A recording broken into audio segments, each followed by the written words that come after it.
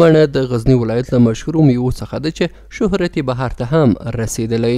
یو شمېر سوداګر په دغه ولایت کې وایي چې هر کال سلګونه ټنه مڼې د کورني مصرف او بهر ته د صادراتو لپاره راټولیږي چې په ترڅ کې یې لسګونه کسان هم ورسره په کار بوخت دي. حدوداً 50 الی 60 نفر همراه ما مصرف کار هستند و ما سالانه 500 تن الی 600 تن سیب سفید و سیب سرخ جمع آوری میکنیم. سیب سفید برای داخل کشور به مصرف میرسونیم و سیب سرخ روان میکنیم کشور پاکستان، هندوستان که و این خیلی خوب هم است. یک اقدام نیکی است. سیب سرخ که به کشور هندوستان یا پاکستان فروخته میشه پول پس برمیگرده به این کشور. سردخونه نیه. بعد از اینو میارم مثلا اون اگه سر 180 روپیه باز اینا میارم میدم سر مثلا 70 روپیه 80 روپیه به خاطر از اینکه ما سردخونه نداریم. یا دولت مثلا خود سردخونه بسازه برای ما یا بالاخره باید خود ما همکاری کنه با ما زمین بده که خود ما برای خود سردخونه بسازه.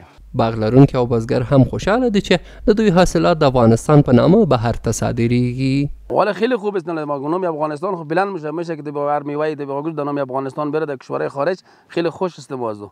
هم خیلی خوب است که میوه افغانستان به نام افغانستان بره در خارج.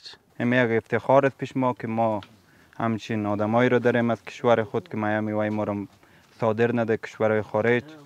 خیلی همکاری بزرگ است که ما کارگر د ما خیلی خوشحاله دي خیلی راضی دي د کاره نو خو وزر سکو خمساتی کارگر ته موږ 1500 ورکو بعض ته 1500 بعض ته 600 روپۍ ورکو.